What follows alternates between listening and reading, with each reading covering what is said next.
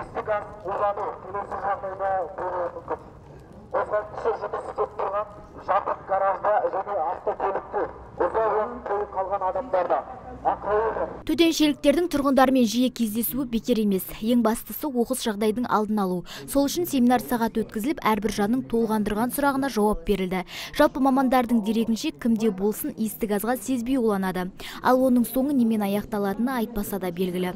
Сондықтан пештің мұржасын таза ұстап, салғырттыққа жол бермеуге шақырды. Бұл жиында ең басты мақсат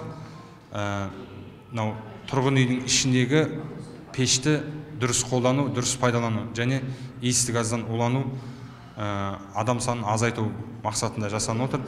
Бұл жиында халыққа түсіндірме жұмыстарын жүргізіп және әңгімелесу арқылы арнайы әзірленген, дайындалған жадынамалар таратылып жатыр. Тұрғындар төтеншеліктерге сұрақтарын төтесінен қойып жатты. Көршісінің қауіпсіздігіне алаңдаған Айман Арысбаева мамандардан көмек сұрады. Себебі Құдай қосқан қонысы сақтық шараларын сақтамай келеді. Мына жерде көршім бар, 4 бала шағасы бар. Енді жағдайы сәл төменде отбасы болғаннан кейін мен бір мәрте үйіне свет тексеру кіргенімде көргем жаңағы газовый каминнан трубасын шығарып болғанда, әшейін верандасын шығарып болған.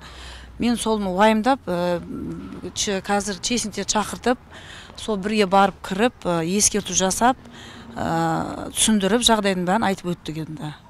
Обал ғой, 4 бала шағасы бар, өзі бар, шақалағы 1 жасар, квартирада тұрады, хозяин істеп бермейді. Бастығымыз тікелей тапсырмасы отыр. Иісті газбен улану өте көп біз қарата боламыз. Анықталған деректерге сүйенсек, өрт газдан улану оқиғаларына көп жағдайда тұрғындардың немқұрайлығы себеп. Ондай жағдайда ескерту ретінде хаттар толтырылып, 12 000 теңге көлемінде айыппұл салынады. Динара Сәрсенбаева, Константин Юсупов, ТВК телеарнасының жаңалықтар қызметі.